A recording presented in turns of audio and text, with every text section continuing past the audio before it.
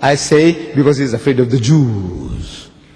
Why is he afraid of the Jews? I say because he didn't die and he didn't conquer death. Had he died, and if he had conquered death, there's no need to be afraid anymore. Because the resurrected bodies can't die twice. You ask me, who says that? I said, your Bible. Paul says, it is ordained unto all men once to die, and after that the judgment. You can't die twice. So if he had conquered death, no need to be afraid, because nobody can kill him anymore. But he had escaped death by the skin of his teeth.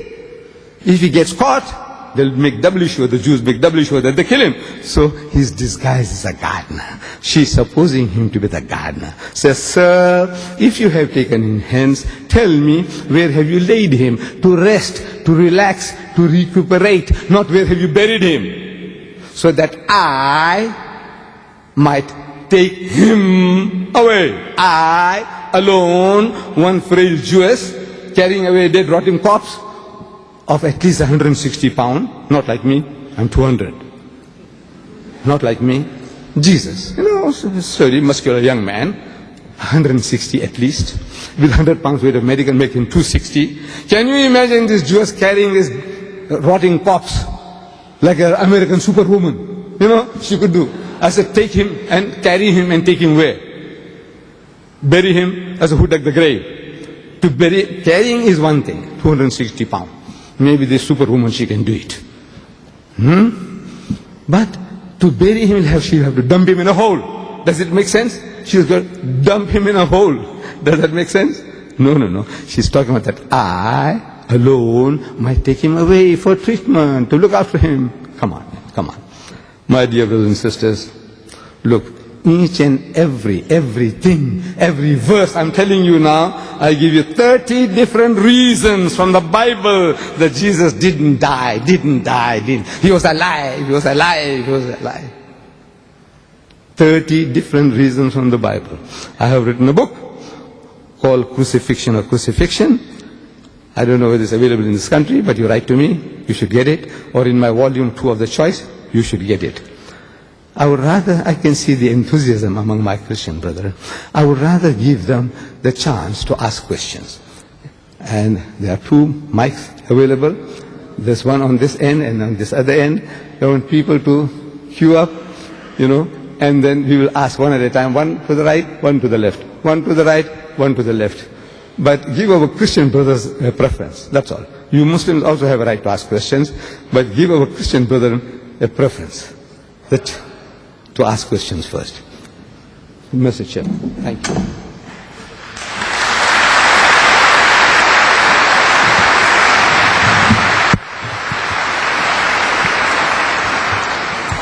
Thank you. To start question time, would you please queue along the outside aisle? So once again, I'd ask you all to show your appreciation. Some takbir for Sheikh Deedat. Allahu Akbar. Allahu Akbar. Allahu Akbar. Well, we have a number of people ready to ask questions. I'll hand the microphone over to the Sheikh. Which side do you want to take first? We'll take, because this brother happened to be the first. I admire him. I should congratulate him. You were the first man to get up for asking questions. You have the first chance, my brother. Right, sir, that question I'm going to ask you from the Quran, and I will read it in Arabic. So please, for this English spoken, it's very hard to translate it for me. If anybody, he can translate it, all but me, after my reading, go ahead. My brother, I make it easy for you. I gave you the Quran already. No, you own the Quran already. Open that Quran and read it in Arabic and read it, the translation. Look, I gave it to you already.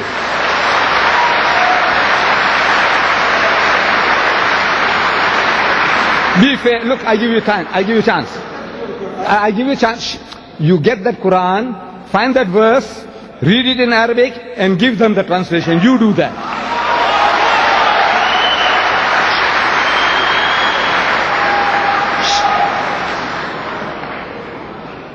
Yes, my brother.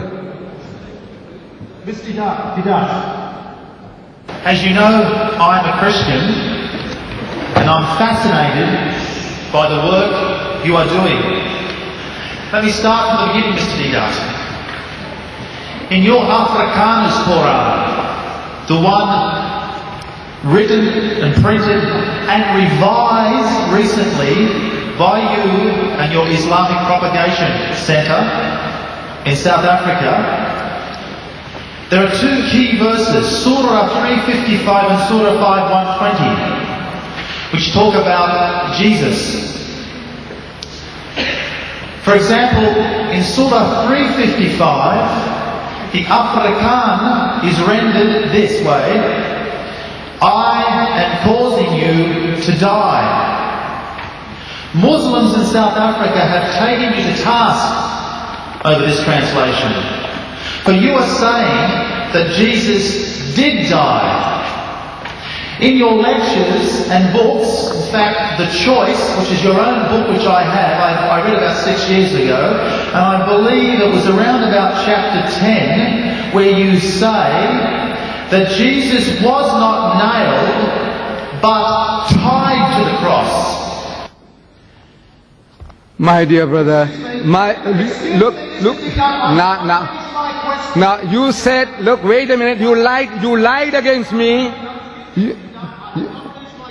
You are, look.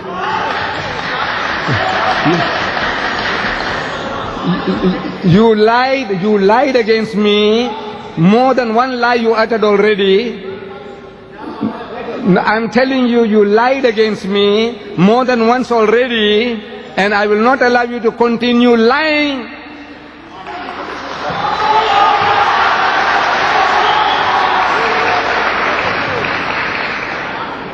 Now imagine, the man is now, he hears me lecturing in English.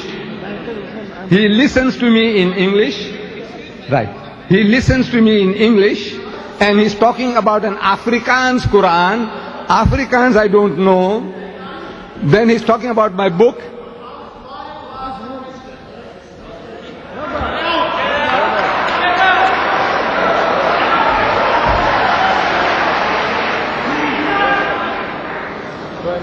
Yes, my brother. No. Where is my brother with the Quran? Huh? He fled. You mean he fled? Look, Allah made it. Allah set him up to answer the question right and get the Quran. Look. It's not planned by me. I don't know who the man was. He put up the hand. I said, yes, you. He gave the right answer. I gave him the Quran. Look at it. Look at the setup. This is how God works. He is the first man to ask question. He wants to read it in Arabic because he's an Arab. Okay. He's entitled to. Now he wants somebody to translate for him. So why do you do that? You got the Quran already. I presented you with. Go back, sit down while the other guys are busy. Find that verse, and you come out and you read the Arabic and you read the translation. Can anything be fairer than that?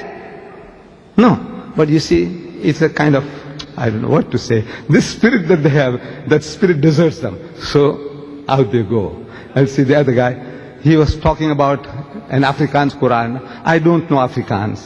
He's going to quote from there. I said, look, here is a Quran. Open it. See the same verse. Tell me. He said, in my book, The Choice, he read 6 years ago. He's a liar because this book has only come out now. Choice. No.